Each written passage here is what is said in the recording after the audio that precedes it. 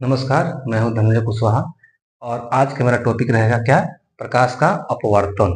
ठीक है, reflection of light. जो क्लास 10th का जो फिजिक्स है उसमें पहला चैप्टर है reflection and reflection of light, प्रकाश का परावर्तन और अपवर्तन। ठीक है, तो इसमें जो प्रकाश के परावर्तन है उसके ऑलरेडी मैं 6 वीडियो अपलोड कर चुका हूं। अगर वीडियो नहीं देखे होंगे, ठीक है, तो जाकर वो वीडियो देख लीजिएगा। ठीक है, उसमें सारे कॉन्सेप्ट क्लियर हो जाएगी। प्रकाश जो रिफ्लेक्शन ऑफ लाइट है उससे रिलेटेड जो भी प्रॉब्लम है आपको, ठीक है, वो सारे क्लियर हो जाएगा। उसके बाद जो अगला पॉइंट है कि प्रकाश का अपवर्तन। ठीक है, प्रकाश की जितने भी तरंग वेश पर तरंग सिद्धांत के जो जितनी भी घटनाएं होती हैं, तरंग सिद्धांत मतलब जैसे प्रकाश का परावर्तन, अपवर्तन, ध्रुवण, विवर्तन, ठीक है, व्यतिकरण, ये जितनी भी घटनाएं होती है तरंग सिद्धांत पर, उसमें से ये जो दूसरा है ये बहुत बड़ी फिनोमिना है, प्राकृतिक जो फिजिकल फिनोमिना है प्रकाश का अपवर्तन। ठीक है, तो क्या है कि जब प्रकाश देखिए दिखने का कहता है कि प्रकाश के अपवर्तन क्या होती है। कोई पूछेगा अपवर्तन क्या होता है, तो अपवर्तन का मतलब होती है, ठीक है, कि प्रकाश अपने मार्ग से क्या हो जाना, भटक जाना, यानी अपने मार्ग से क्या होता है, हट जाना। तो मतलब होती है कि जब प्रकाश किरणें किसी एक माध्यम से दूसरे माध्यम में जाती है तो अपने मार्ग से क्या होती है, विचलित हो जाती है। ठीक है, इस घटना को बोलते हैं प्रकाश का अपवर्तन। ठीक है, या इसको ऐसे भी डिफाइन कर सकते हैं कि पहले प्रकाश का अपवर्तन है यह क्या है, एक नेचुरली यानी प्राकृतिक, इसको बोलते हैं फिजिकली, ठीक है, या नेचुरली कह सकते हैं, नेचुरली या फिजिकली फिनोमिना है, मतलब प्राकृतिक घटना है। ठीक है, इसे कोई इंसान नहीं करता है। ऐसा नहीं कि अपवर्तन घटना कोई इंसान जबरदस्ती करा दे, यह प्राकृतिक घटना है। ठीक है, कि जो क्या होती है कि जब प्रकाश किरण एक माध्यम से दूसरे माध्यम में जाती है तो अपने मार्ग से क्या होती है, हट जाता है। मतलब ये घटना तभी हो पाएगा प्रकाश का अपवर्तन कि जब प्रकाश किरण एक माध्यम से दूसरे माध्यम में जा रही होती है। यदि प्रकाश किरण इस एक ही माध्यम में आएगा, उसी माध्यम में वापस जा रहा है, इसका मतलब तो प्रकाश का अपवर्तन न होकर प्रकाश का परावर्तन की घटना हो जाती है। ठीक है, लेकिन प्रकाश का अपवर्तन तब होगा जब प्रकाश किरण एक माध्यम से दूसरे माध्यम में जाएगा, जैसे वायु से कांच में जाए, या वायु से जल में जाए, या जल से कांच में जाए, या कांच से होकर पुनः वायु में जाए। ठीक है, या वायु से होकर हीरे में जाए। तो अलग अलग जो मटेरियल होती है, अलग अलग जो मीडियम है, उस मीडियम में प्रकाश एक मीडियम से दूसरे मीडियम एंट्री करती है। ठीक है, तो उसमें कौन कौन सी क्या होती है कि जो उसके डायरेक्शन है वो चेंजेस हुआ आते हैं। इसी घटना को बोलते हैं प्रकाश का अपवर्तन। ठीक है, अब अपवर्तन घटना क्या होती है कि क्यों हो जाता है, दिमाग में क्वेश्चन आती है कि जो प्रकाश का अपवर्तन है, घटनाएं क्यों हो जाती है। ठीक है, और इसे क्या करते हैं इसके पढ़कर, मतलब क्या हमको मिलता है इस पढ़ने से। ठीक है, तो प्रकाश के अपवर्तन क्या होती है, ये सबसे बड़ी प्रकाश की जो बिहेवियर है, लाइट ऑफ बिहेवियर, इसको बोलते हैं प्रकाश की जो चरित्र है, ठीक है, जो आदत है, उसको क्या करते हैं कि स्टडी करने में हेल्प करता है कि प्रकाश की कौन कौन सी प्रॉपर्टीज है। अगर ये प्रॉपर्टी नहीं जाने होंगे, ठीक है, तो मेरे पहले ही मैं वीडियो में प्रकाश का, ठीक है, प्रॉपर्टी में बताया हूँ, उस वीडियो को देख लीजिएगा कि कौन कौन सी उसकी प्रॉपर्टीज होती है प्रकाश की। ठीक है, तो क्या होता है कि ये प्राकृतिक क्या होती है कि नेचुरली फिनोमिना होती है।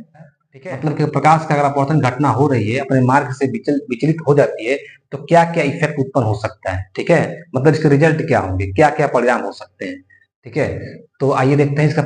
अब देखिए, देखते हैं इसका कि प्रकाश का जो अपवर्तन होगी, ठीक है, उसका रिजल्ट क्या होता है। ठीक है, तो पहला क्या है कि जो प्रकाश का जो दिशा होती है, चाल, तीव्रता, रंग क्या होते हैं, बदल जाते हैं। मतलब कि जब प्रकाश किरणें की जो घटना अपवर्तन की जब घटना होती है तो उसमें क्या होती है कि प्रकाश का जो डायरेक्शन है वो क्या होती है, चेंज हो जाती है। ठीक है, और उसकी चाल बदल जाती है। ठीक है, उसकी तीव्रता यानी इंटेंसिटी बदल जाती है, उसकी वेग वेलोसिटी बदल जाती है, और क्या होती है, रंग बदल जाता है। रंग का मतलब कि प्रकाश की जो प्रॉपर्टीज होती है कि जो प्रकाश का तरंग दैर्ध्य होता है, तरंग दैर्ध्य क्या दिखाता है, रंग को प्रेजेंट करता है। अगर तरंग रंग बदल रहा है, इसका मतलब उसका तरंग दैर्ध्य वेवलेंथ क्या हो रही है, चेंज आ रहा है। लेकिन क्या होती है कि बदल जाती है। लेकिन दूसरा क्या होता है कि जो प्रकाश की क्या होती है कि फ्रिक्वेंसी होती है, जो आवृत्ति होती है, वो नहीं बदलता है। फ्रिक्वेंसी क्या दिखाती है, तो प्रकाश की चमक दिखाती है। मतलब कि प्रकाश की अपवर्तन घटना में, ठीक है, प्रकाश की जो चमक होती है यानी आवृत्ति होती है वो परिवर्तित नहीं होता है। बाकी सभी प्रॉपर्टीज क्या होते हैं, बदल जाते हैं।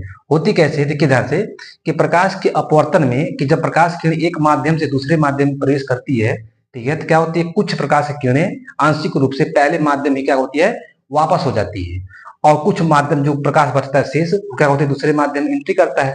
तो दूसरे माध्यम में जब एंट्री करेगा तो क्या होती है कि अपन डायरेक्शन चेंज कर देगा। डायरेक्शन मतलब कि या तो वह अविलंब की तरफ झुकेगा, और नहीं तो अविलंब से दूर भागेगा। ठीक है, तो दो ही तरह से मार्ग चेंज कर सकता है। मतलब कि जब जब प्रकाश किरण एक माध्यम से दूसरे माध्यम एंट्री करता है, तो जिस पॉइंट से गुजरता है उस पॉइंट पे क्या होता है कि एक काल्पनिक मीडियम डाला जाता है, मतलब कि एक नॉर्मल पॉइंट डाला जाता है, जिसको बोलते हैं अभिलंब। ठीक है, ये काल्पनिक होता है। ठीक है, ताकि एंगल को प्राप्त करने के लिए कि कितनी कोण पे आ रहा है और कितनी कोण से अपवर्तित हो रहा है, तो इसको कोण को फाइंड करने के लिए क्या करते हैं कि एक दोनों मीडियमों में एक काल्पनिक नॉर्मल मान लेते हैं, अभिलंब मान लेते हैं। ठीक है, तो जो प्रकाश किरण है अपने मार्ग से कैसे भी चलेगा, तो या तो वह अभिलंब से अभिलंब के दूर मतलब अभिलंब की तरफ झुकेगा, या तो हो सकता है कि अभिलंब से दूर भागे। जैसे चित्र नंबर ए में देखिए, ये प्रकाश किरण सीधी आ रही है, तो कहाँ जाना, इसको जाना चाहिए सीधे। ठीक है, ये प्रकाश किरण कहाँ जाना चाहिए, इसको जाना चाहिए सीधे। लेकिन ये प्रकाश किरण क्या है कि अभिलंब की तरफ झुक रहा है, मतलब सीधे न जाके अभिलंब की तरफ, यहाँ वाला जो दिखाई दे रहा है वाला अभिलंब की तरफ झुक रहा है। ये नॉर्मल पॉइंट है, ये अभिलंब है। ठीक है, दूसरे फिगर में देखिए ध्यान से, जो प्रकाश किरणें आ रही हैं, तो प्रकाश किरणें क्या है कि अब अभिलंब से दूर भाग रहा है। प्रकाश किरणें कहाँ जाना चाहिए, सीधे जाना चाहिए, लेकिन सीधे न जा क्या हो रहा है कि प्रकाश किरणें जो है वो अभिलंब से दूर भाग रहा है। ठीक है, इन नॉर्मल पॉइंट से क्या हो रहा है कि दूर भाग रहा है। तो दो ही कंडीशन होता है। और प्रकाश की जो डायरेक्शन होती है अपन मार्ग से चेंज कैसे होता है, तो सबसे बढ़िया से एग्जाम्पल क्या है कि जब प्रकाश किरण को किसी प्रिज्म से या किसी लेंस से, ठीक है, क्या करते हैं, या किसी कांच से गुजारा जाता है, ठीक है, तब ये घटनाएं, ठीक है, प्रूफ हो जाती है कि अपने मार्ग से किस तरह से विचलित हो रहा है प्रकाश किरण। ठीक है, तो ये कुछ इसका क्या है, इसका परिणाम है।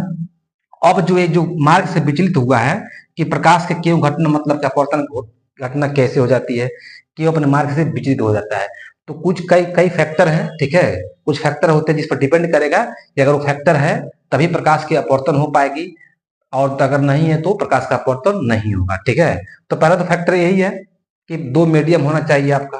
ठीक है, और दोनों मीडियम क्या होती है कि जब दो मीडियम होगा तो प्रकाश किरण एक माध्यम से दूसरे माध्यम में जाना चाहिए। ठीक है, अब देखिए ध्यान से, ये जो अभिलंब की तरफ झुक रहा है और ये अभिलंब से दूर भाग रहा है, तो डिपेंड करेगा कि प्रकाश किरण किस माध्यम में आ रहा है और किस माध्यम में जा रहा है।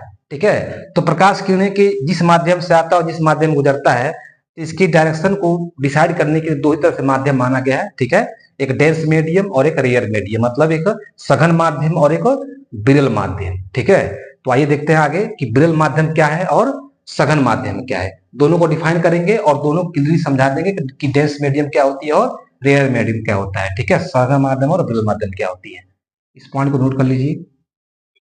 आइए देखते हैं क्या है कि अपवर्तन घटना होने के कारण। ठीक है, मतलब अपवर्तन घटना क्यों हो जाती है, तो उसमें पहला रीजन क्या है कि प्रकाश का तरंग दैर्ध्य, दूसरा है कि माध्यम का घनत्व तथा अपवर्तनांक, और तीसरा क्या है, माध्यम युगल की प्रकृति। ठीक है, इसका मतलब क्या है, तो मतलब कि जो प्रकाश का तरंग दैर्ध्य है, प्रकाश का तरंग दैर्ध्य मतलब प्रकाश का रंग। ठीक है, तरंग क्या दिखाता है, प्रकाश को रंग दिखाता है। तो पता है कि जो प्रकाश किरणें होती है जब प्रिज्म से गुजारा जाता है तो क्या होती है कि वो अपने अलग अलग रंगों में विभक्त हो जाता है। इस घटना को बोलते हैं प्रकाश का वर्ण विक्षेपण। ठीक है, तो आगे जब प्रिज्म बताया जाएगा तो उसे बताएंगे। तो प्रिज्म में क्या होती है कि जब 7 रंग विभक्त, आप लोग देखे होंगे कहीं, ठीक है, पढ़े भी होंगे कि 7 रंगों में क्या होती है कि विभक्त हो जाती है, यानी बट जाती है। तो सभी जो रंग होते हैं अलग अलग, उसके वेवलेंथ भी क्या होती है, तरंग दैर्ध्य भी क्या होती है, अलग अलग होती है। जैसे तरंग दैर्ध्य क्या होती है, जैसे मान लीजिए प्रकाश किरणें हैं, ठीक है, इसका मिडल पॉइंट है, तो प्रकाश किरणें ऐसे चलती हैं, पता कभी इस तरंग के रूप में चलती हैं।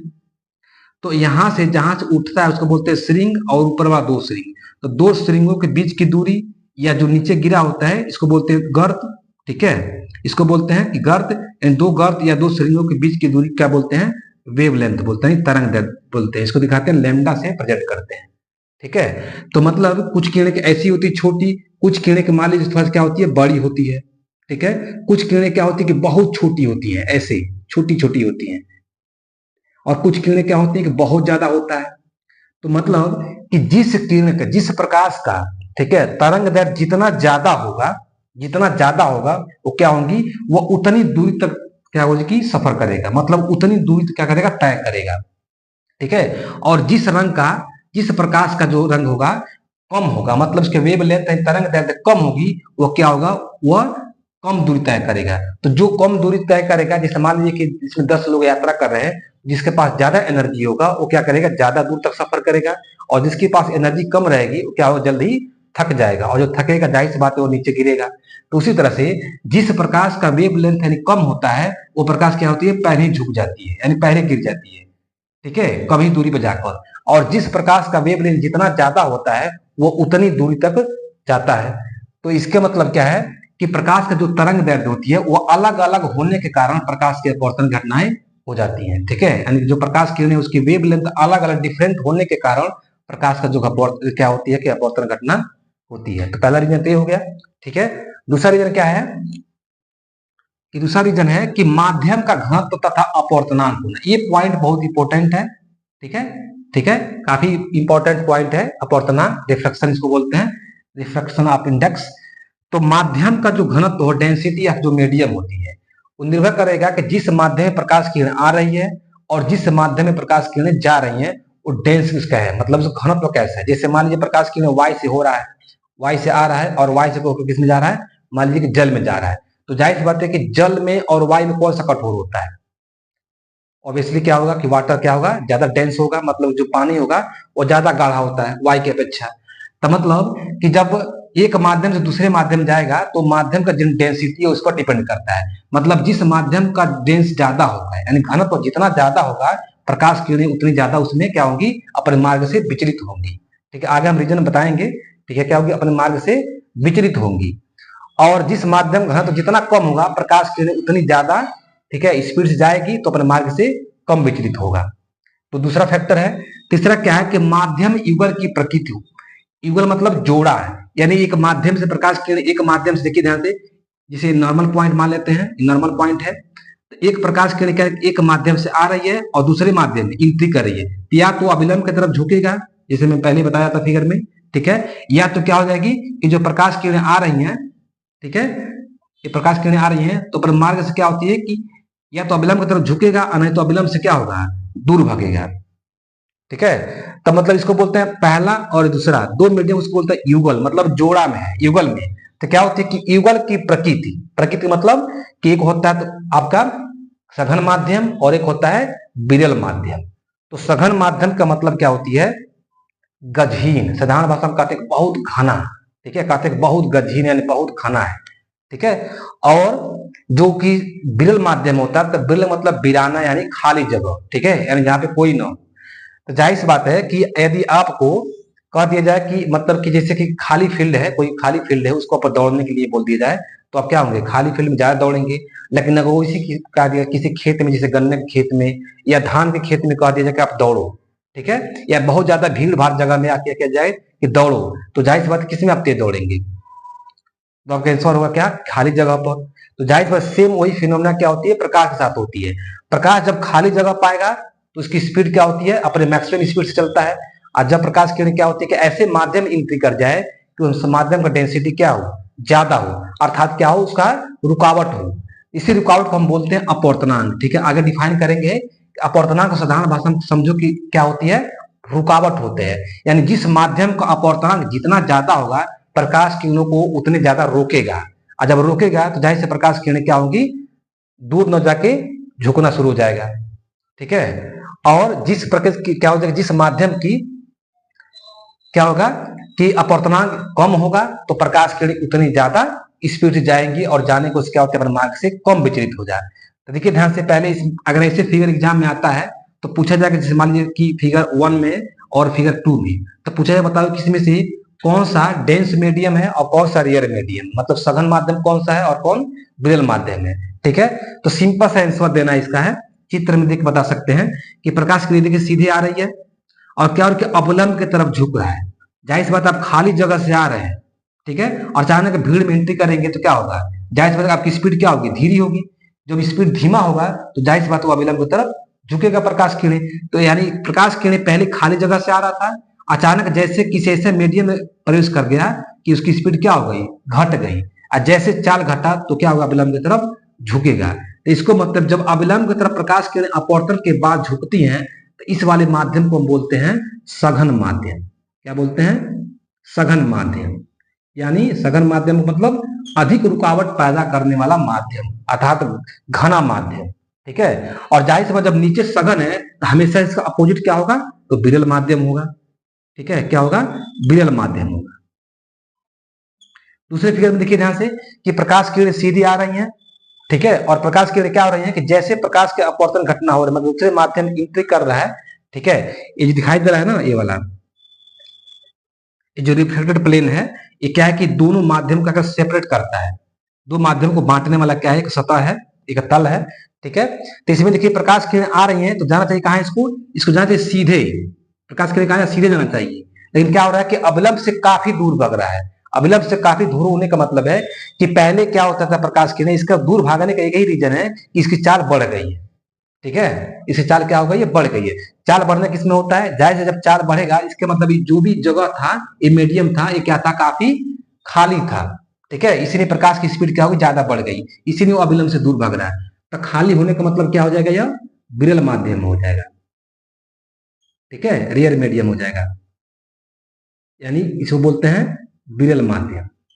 और जो ऊपरी सतह क्या है इसकी, जब जब जब नीचे क्या होगा, विरल माध्यम होगा, तो जाहिर सी बात इसके अपोजिट वाला माध्यम क्या होगा, सघन माध्यम होगा। इसके मतलब प्रकाश किरणें पहले गजीन वाली अवस्था से, यानी घना वाली अवस्था से आ रहा था मीडियम से, और जैसे खाली जगह पाया तो अपनी स्पीड से क्या होगा, आगे बढ़ा, इसलिए वो विलंब से दूर भागेगा, ठीक है।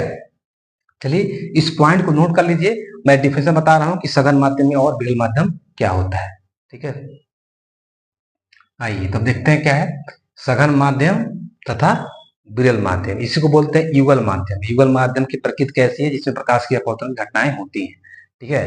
तो क्या है कि सघन माध्यम, सघन मतलब बताए थे कि घना, कि ऐसा माध्यम जिसमें अपवर्तन की घटना के बाद क्या होती है, प्रकाश किरणें अविलंब की ओर झुक जाता है, ठीक है। जाहिर सी बात है कि जो मीडियम ज्यादा घना होगा, ठीक है, तो वो ज्यादा दूर क्या है, उसमें प्रकाश किरणें ज्यादा दूर तक ट्रेवल नहीं कर पाएंगी, तो जाहिर सी बात की वो अविलंब की तरफ झुकेंगी, ठीक है। इसमें क्या होती है कि इस घटना में जो इस मीडियम में क्या होती है, जो प्रकाश की जो स्पीड होती है वो अपने मैक्सिमम जो चाल होती है उसकी, ठीक है, जो मैक्सिमम चाल कितनी होती है प्रकाश की, 3.0 इंटू 10 कितना होता है, 3.0 इंटू 10 8 मीटर पर सेकेंड, यही होती है प्रकाश की जो चाल होती है, ठीक है।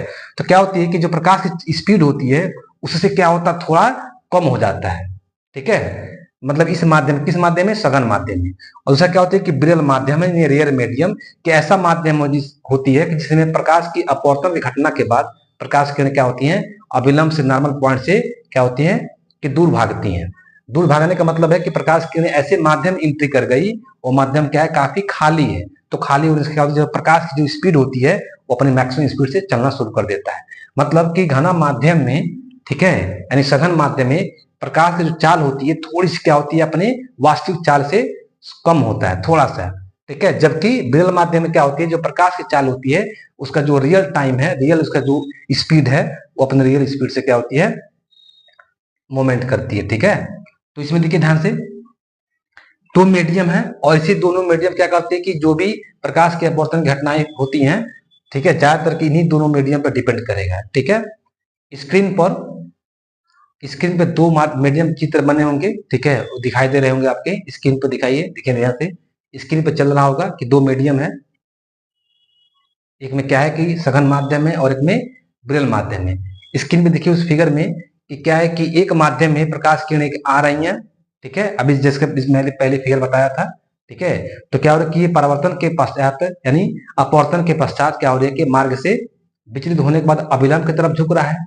और एक मीडियम क्या है कि प्रकाश की अपवर्तन घटना के बाद, ठीक है, प्रकाश किरणें क्या हो रही है, अविलंब से दूर भाग रहा है। तो जिस माध्यम में दूर भागेगा वह समझ जाइएगा कि विरल माध्यम होगा, तो उसकी अपोजिट वाला सघन माध्यम होगा।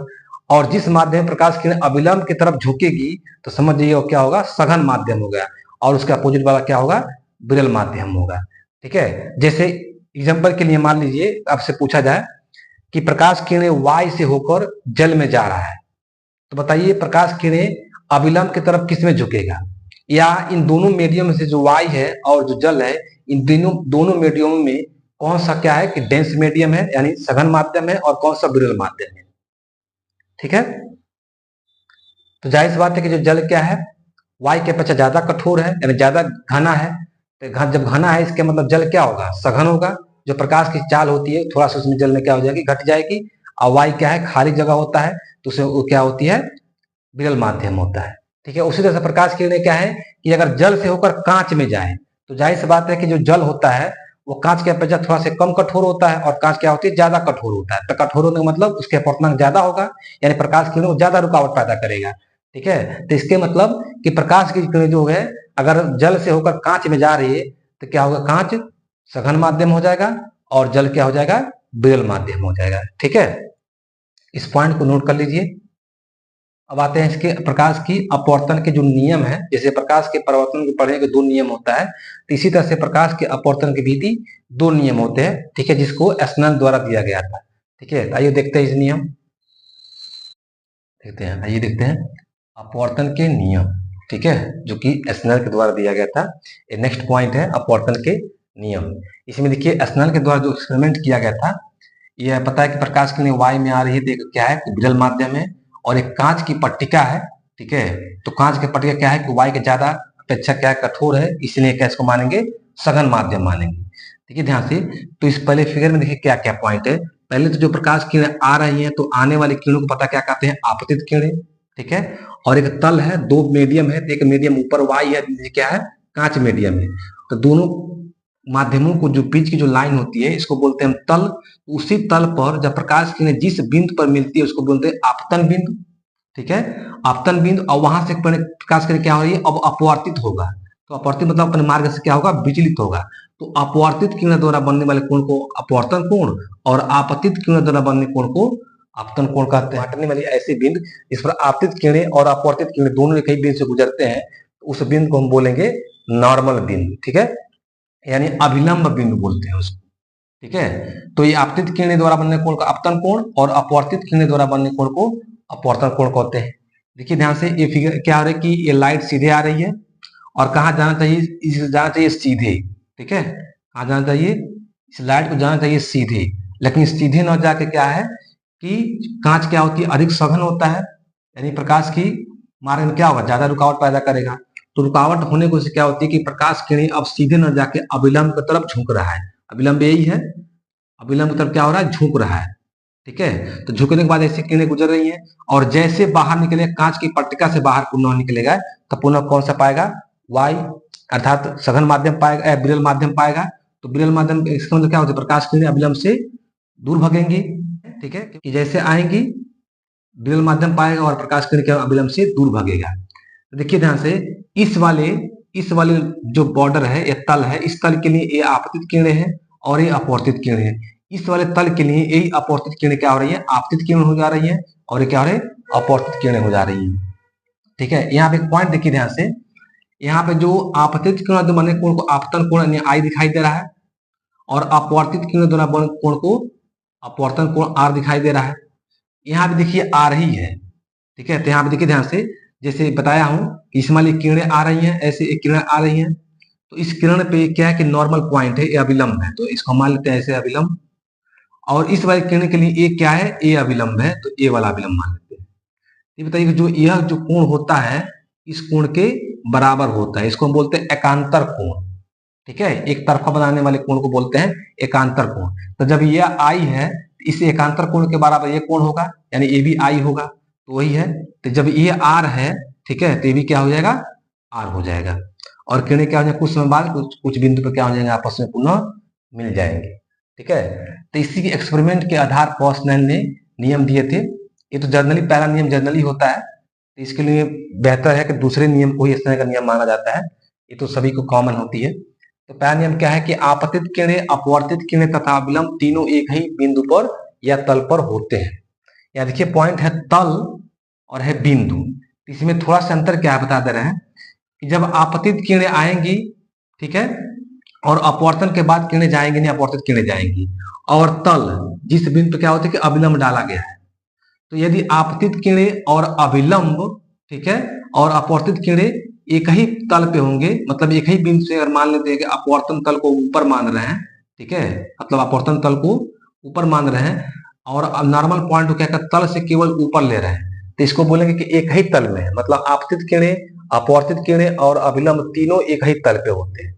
ठीक है, ये जो मीडियम है इसमें दो तल है, एक ऊपर वाले पृष्ठ है, ठीक है, जो हवा में है, और जो निचले पृष्ठ क्या है, कांच में है। तो दो तल में देखिए, तो आपतित किरणें, अपवर्तित किरणें और अभिलंब क्या होती है, एक ही तल पे होते हैं। हालांकि जो अभिलंब क्या होती है, काल्पनिक होती है। ठीक है। इस काल्पनिक मतलब होने का उसको ऊपर भी, तल से ऊपर भी ले सकते हैं और तल से नीचे भी मान सकते हैं।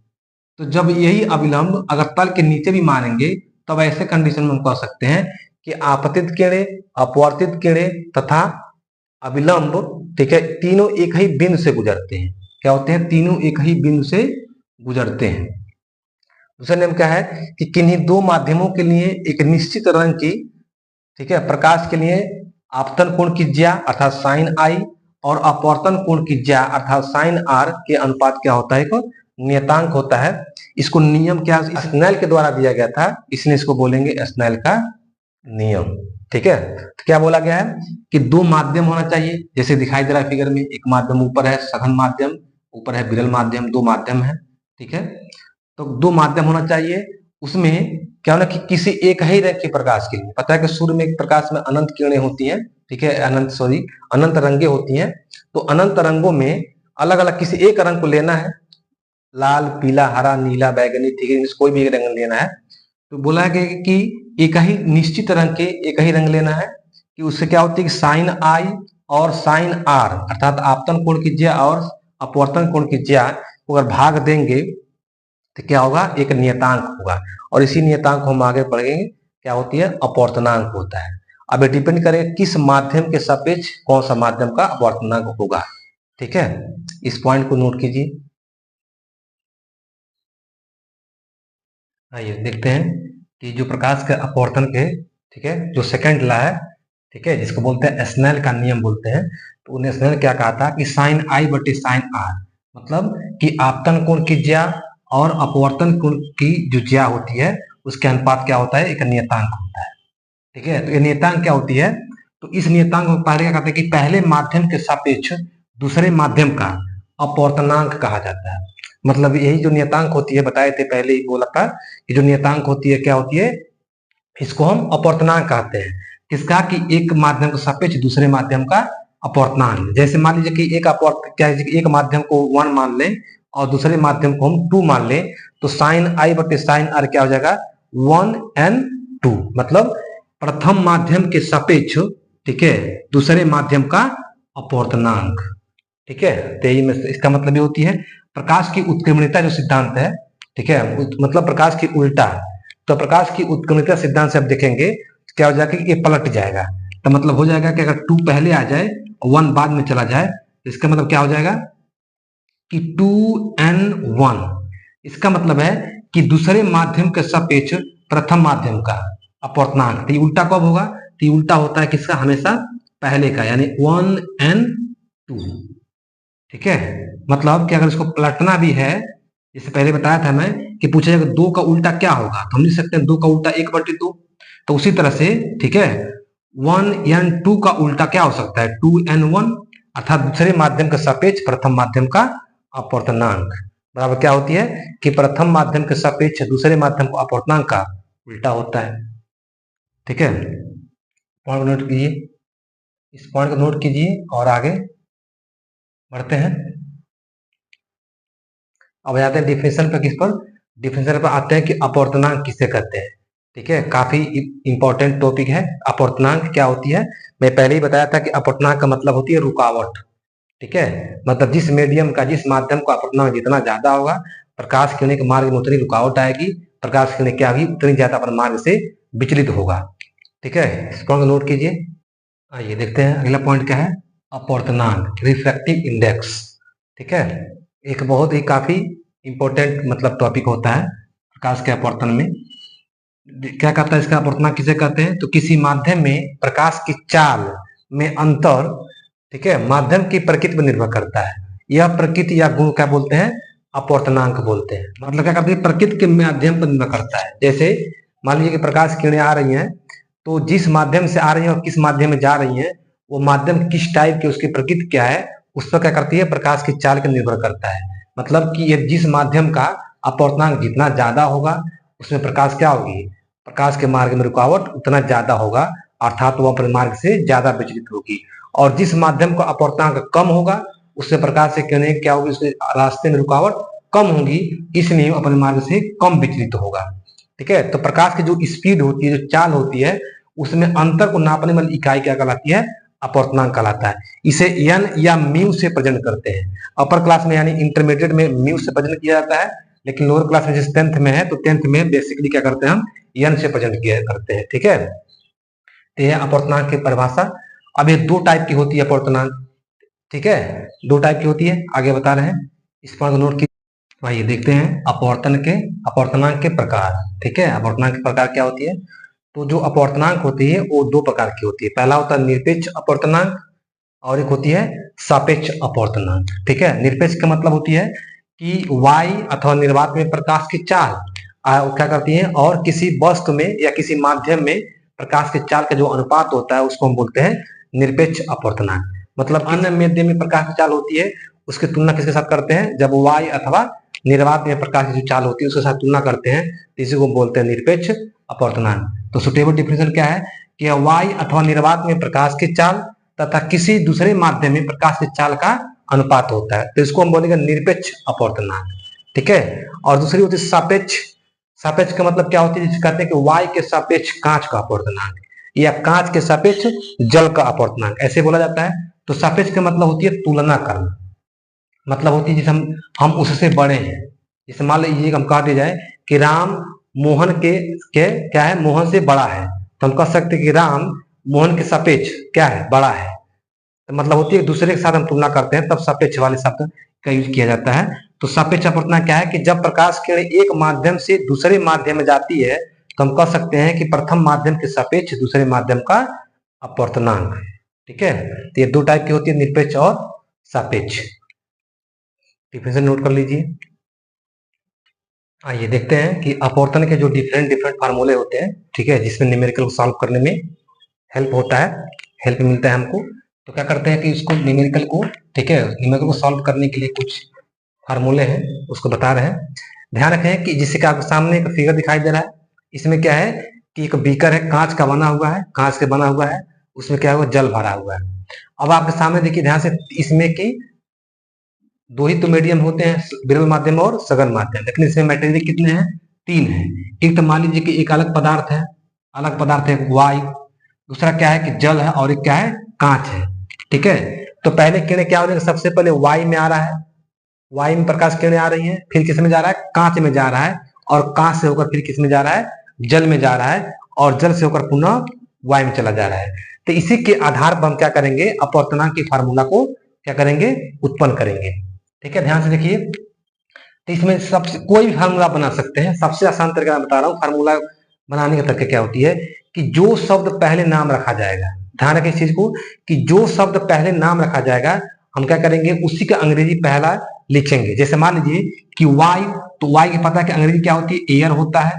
एयर मतलब हवा, यानी वायु के लिए दिखाएंगे हम क्या करेंगे? ए से प्रेजेंट करेंगे। उसी तरह से जो होती है कि वाटर, वाटर मतलब क्या होती है? सबको पता है कि जल, तो जब पहली अंग्रेजी डब्ल्यू है तो इसे दिखाएंगे किससे? इसको डब्ल्यू से प्रेजेंट करेंगे हम। ठीक है, और क्या होती है? कांच, तो इसको हम, कांच की अंग्रेजी क्या होती है? ग्लास होता है। तो देखिए कांच का अंग्रेजी जो ग्लास, पहले जी दिखाया है, इसे दिखाते हैं, इसको जी से प्रेजेंट करेंगे। उसी तरह से मान लीजिए कि अगर डायमंड है, ठीक है, डायमंड मतलब क्या होती है? हीरा। ठीक है, अगर डायमंड हीरा है तो देखिए अंग्रेजी पर डी से है, तो इसको हम दिखाएंगे इससे डी से। तो इसी तरह से मान लीजिए अगर पत्थर है तो स्टोन, ठीक है, दही है तो कर्ड, दूध है तो मिल्क। ठीक है, जो भी अंग्रेजी मतलब उसका होता है उसी का हम पहले लेटर क्या करेंगे? इसमें प्रेजेंट करेंगे। तो ध्यान सुनिए, इसमें कितने फार्मूला बन सकते हैं। तो पहला कंडीशन क्या देखिए ध्यान से, पहली बार जो किरणें आ रही है कहां से? वाई से होकर जा रहा है। ठीक है, पहला वाई क्या है? पहला माध्यम हो गया। अब क्या करें कि सबसे पहले जल में एंट्री करने से पहले किसे एंट्री कर रहा है? कांच में। जाहिर सी बात है कि पहले प्रकाश किरणें वाई से होकर कांच के पेट पर टकराएंगी, कांच की परत जो सतह है इस पर टकराएंगे, तब जाके जल में एंट्री करेगा। तो हमको क्या करना है? दो दो माध्यम लेकर चलना है। में हो सकता है कि ए एन जी बराबर क्या होती है कि स्पीड ऑफ, ठीक है, पता है कि प्रकाश चाल किसे दिखाते हैं? प्रकाश की चाल होती है दिखाते हैं सी से। तो स्पीड ऑफ लाइट इन किसमें?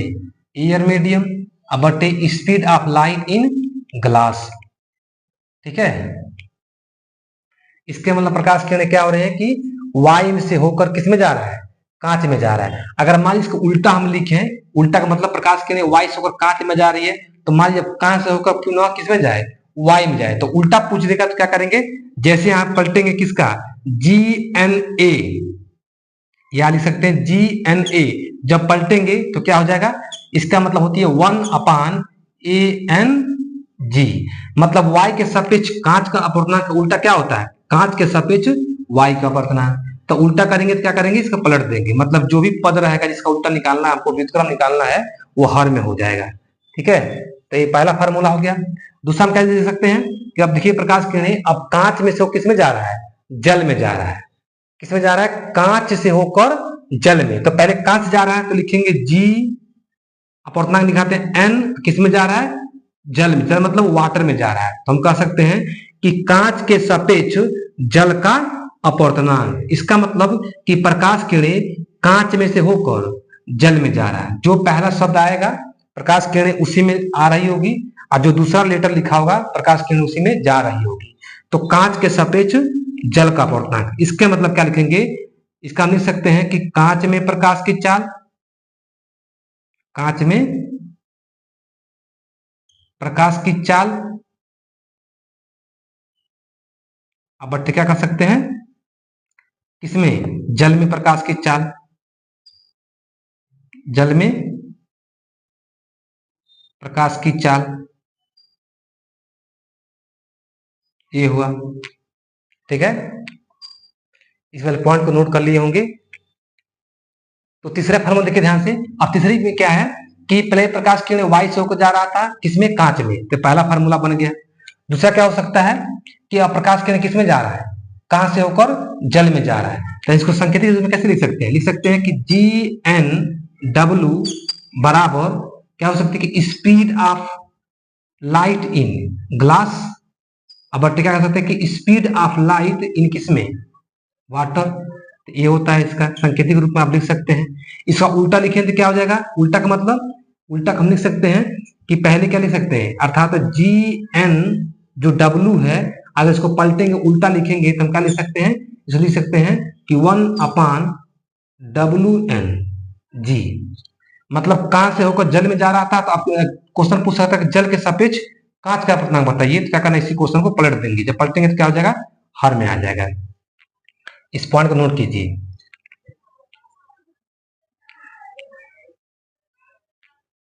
चलिए अब आते हैं तीसरे फार्मूले को। ठीक है,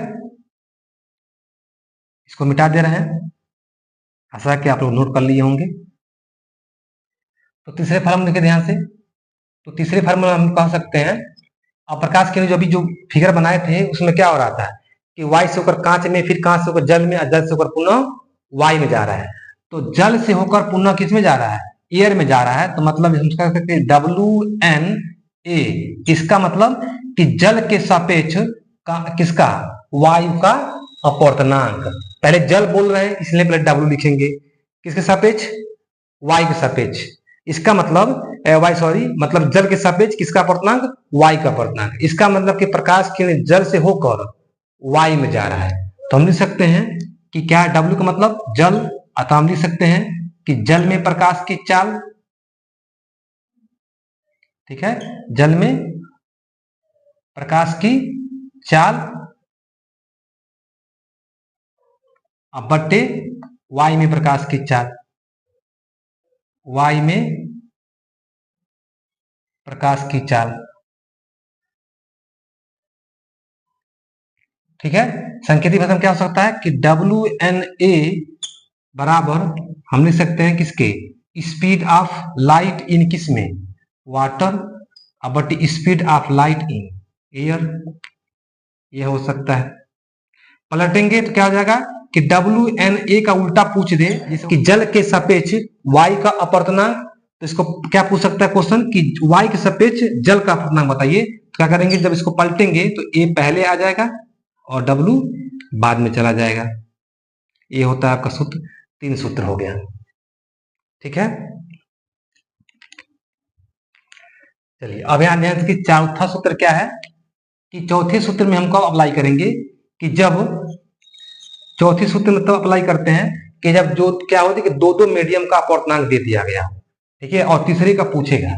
कभी कभी क्या होता है कि दो दो अपूर्णांक दे देगा और किसी तीसरे माध्यम का अपूर्णांक पूछता है। तो ऐसे कंडीशन में देखिए ध्यान से, तो सबसे पहले पता है कि प्रकाश किरण किस में जा रहा था, सबसे पहले वायु से होकर कांच में गया था, फिर किस में गया था, तो कांच से होकर जल में गया था, पुनः जल से होकर किस में गया था, पुनः वायु में गया था। तो इसका मतलब इसका गुणनफल कितना होता है, 1 होता है। तो तीनों का गुणनफल कितना होता है, 1 के बराबर होता है।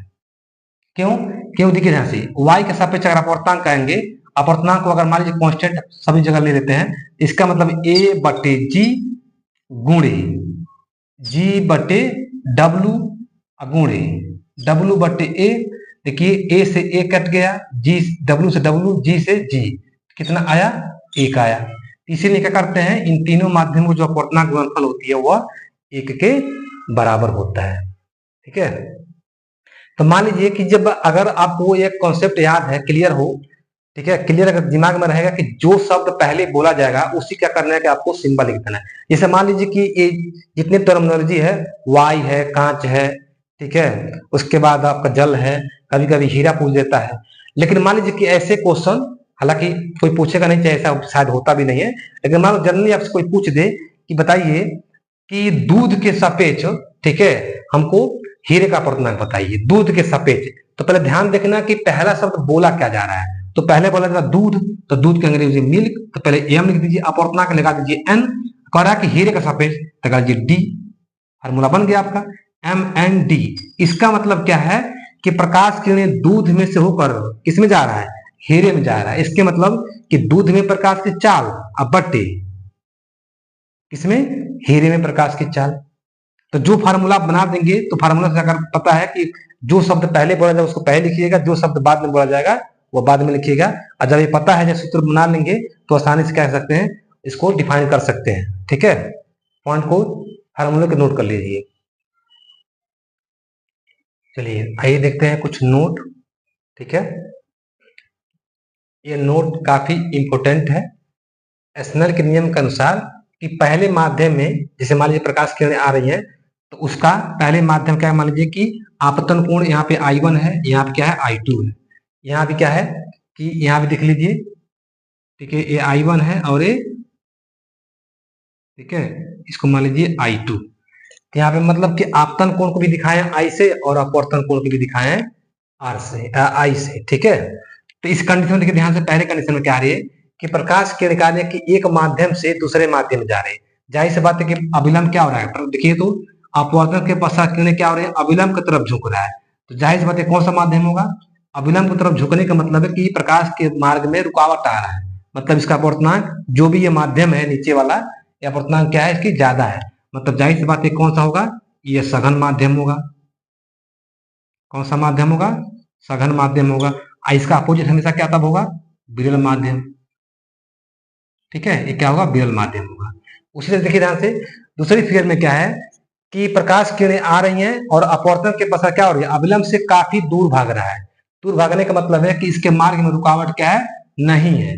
अर्थात अविलंब से दूर भागने का मतलब ये कौन सा होगा, तो ये होगा विरल माध्यम। ठीक है, ये कौन सा माध्यम होगा, विरल माध्यम। तो इसका अपोजिट हमेशा क्या होगा, सघन माध्यम। ये दो माध्यम के कंडीशन बता रहे हैं। ठीक है, अब ध्यान सुनिए। तो फिगर में देखिए, तो पहले फिगर में क्या है कि मान लीजिए जो आपतन कोण I1 है, अविलंब की तरफ झुकने का मतलब क्या है, देखिए ध्यान से, तो I2 का मान क्या है, I1 की अपेक्षा कम है। देखिए ध्यान से, ये जितने बड़ा कोण है उस कोण से क्या है, ये कोण छोटा है। इसका मतलब कि पहले कंडीशन में कि जब यानी जब प्रकाश किरणें विरल से सघन में जाएगा, ध्यान रखना किसमें, विरल से सघन में जाएगा, तो उस समय क्या होगी कि जो प्रकाश के जो आपतन कोण होगा, ठीक है, प्रकाश करने के लिए जो आपतन कोण होगा, ठीक है, वो अपवर्तन कोण से बड़ा होगा। चलिए इसको याद करने के लिए सबसे आसान तरीका है कि इसको R ही मान लेते हैं। ठीक है, क्या मान लेते हैं, इसको R मान लीजिए। ठीक है, चलिए इसको हम R मान लेते हैं ताकि आपको दिक्कत ना हो। R1, और दूसरे फिगर में मान लीजिए कि क्या मानते हैं, इसको I2 मान लेते हैं और इसको क्या मान लेते हैं, R2 मान लेते हैं। ठीक है, चलिए ये I2 मान लेते हैं, 2 मान ले, यार 1 मान ले। अब देखिए ध्यान से, तो मान लीजिए कि जो मीडियम है, इसके मान लीजिए कि वेग, जो प्रकाश की वेग है v1 v2 मान लीजिए, उसके अपवर्तनांक n1 n2 या μ1 μ2 मान लीजिए।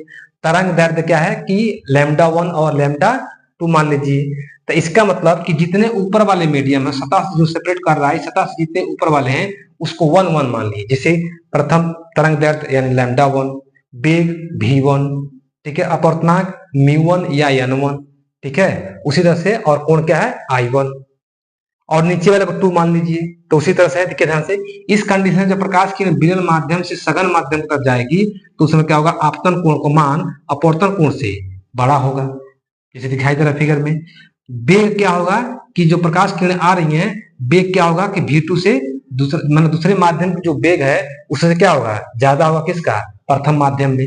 क्योंकि देख लीजिए दूसरे माध्यम में प्रकाश की वेग घट रही है, इसलिए अभिलंब की तरफ झुक रहा है। तो पहले माध्यम जो प्रकाश का वेग होगा और दूसरे माध्यम के प्रकाश वेग से क्या होगा, अत्यधिक होगा। यहाँ देखिए μ1 मतलब अपवर्तनांक है। इसमें देखिए ध्यान से, जब रुकावट अवलंब की तरफ झुक रहा है, इसका मतलब रुकावट पैदा हो रहा है। रुकावट होने का मतलब इसका अपवर्तनांक ज्यादा है। तो दूसरे माध्यम को जो अपवर्तनांक है μ2 वो क्या है, μ1 से ज्यादा है, अर्थात प्रथम माध्यम की जो अपवर्तनांक उससे ज्यादा है। इसको दिखा सकते हैं n1 n2 से। देखिए लैम्डा में तरंग दैर्ध्य, पता है कि जब इसकी चाल बदल जाएगी, चाल क्या होता है कि सघन माध्यम में घटता है, इसलिए इसके तरंग दैर्ध्य भी घटेगा। इसलिए घटने का मतलब है कि इसका, ठीक है, इसका जो तरंग दैर्ध्य होगा वो कम होगा और प्रथम माध्यम का तरंग दैर्ध्य, ठीक है, क्या होगा, ज्यादा होगा। तो यहाँ जो प्रथम माध्यम का तरंग दैर्ध्य ज्यादा है और उसकी तरंग दैर्ध्य दूसरे माध्यम का कम है। ठीक इसका उल्टा देखिए इसमें, इस कंडीशन में क्या है कि प्रकाश किरणें अब सघन से होकर विरल में जा रहा है। पहले कंडीशन में क्या था कि विरल से सघन में जा रहा था, ठीक है, अब क्या जा रहा है कि सघन से विरल में जा रहा है। तो ठीक इसका उल्टा हो जाएगा। इसमें क्या हो जाएगा, देखिए ध्यान से, आपतन कोण का मान क्या है, अपवर्तन कोण से काफी छोटा है, इसलिए अपवर्तन कोण का मान बड़ा होगा आपतन कोण से। वेग क्या होगा, चूंकि अवलंब से दूर भाग रहा है, इसके मतलब कि विरल माध्यम का जो प्रकाश की चाल उससे ज्यादा होता है। तो इसमें जो प्रकाश की चाल होगा दूसरे माध्यम में, अगर विरल माध्यम में क्या होगा, अत्यधिक होगा, किसके सापेक्ष, प्रथम माध्यम के सापेक्ष। अपवर्तनांक क्या होगा, देखिए ध्यान से, इसके मतलब इसमें दूर भागने का मतलब इसमें रुकावट कम है, रुकावट कम है, इसके मतलब इसका अपवर्तनांक कम होगा, और पहले में रुकावट ज्यादा था इसलिए इसका अपवर्तनांक ज्यादा होगा। तरंग दैर्ध्य देखिए ध्यान से कि पहले माध्यम में क्या है कि प्रकाश के दूसरे माध्यम में जब चाल बढ़ रही है तो जाहिर बात जब चाल बढ़ेगी तरंग दैर्ध्य बढ़ जाएगा। तो तरंग दैर्ध्य बढ़ रहा है इसलिए इसकी तरंग दैर्ध्य λ2 क्या हो जाएगी, बढ़ रहा है, किसके अपेक्षा, λ1 के अपेक्षा। इस पॉइंट को नोट कर लीजिए, ठीक है, ये काफी इंपॉर्टेंट पॉइंट है जो कि मैक्सिमम क्वेश्चन कॉम्पिटिटिव एग्जाम में पूछा जाते हैं क्वेश्चन। चलिए आशा है कि वीडियो पसंद आई होगी, ठीक है। वीडियो अगर अच्छी लगी आपको तो वीडियो को लाइक करें, चैनल को जरूर सब्सक्राइब करें और कमेंट में जरूर लिखकर बताएं, ठीक है, कि मेरी वीडियो कैसे आपको लगती है, ठीक है, और कैसे मतलब कि जितने बेहतर आप कंटेंट मतलब आपको और ज्यादा बेहतर कंटेंट चाहिए तो कमेंट में जरूर बताएं, ठीक है। तो इसके अपवर्तन के संबंधित जो घटनाएं हुए उसको नेक्स्ट पार्ट में देखेंगे कि अपवर्तन से संबंधित कौन कौन घटनाएं होती है, जिसमें उसे घटनाएं पढ़ेंगे, उसके बाद पूर्ण आंतरिक परावर्तन पढ़ेंगे, ठीक है, और क्रिटिकल एंगल यानी क्रांतिक कोण पढ़ेंगे, और पूर्ण आंतरिक परावर्तन के संबंधित कौन सी घटनाएं होती हैं, ठीक है, जैसे पता है कि क्या पढ़े हैं, जैसे तारों को टिमटिमाई देना, ठीक है, उसके बाद गर्म देश की मरीचिका, ठंडे देश की मरीचिका, बहुत सारी घटनाएं होती हैं। तो उस घटनाओं के बारे में क्या करेंगे, हम स्टडी करेंगे, और तब थर्ड पार्ट में क्या करेंगे, लेंस के बारे में स्टडी करेंगे, ठीक है। तब तक मिलते हैं अगले वीडियो में, तब तक के लिए नमस्कार।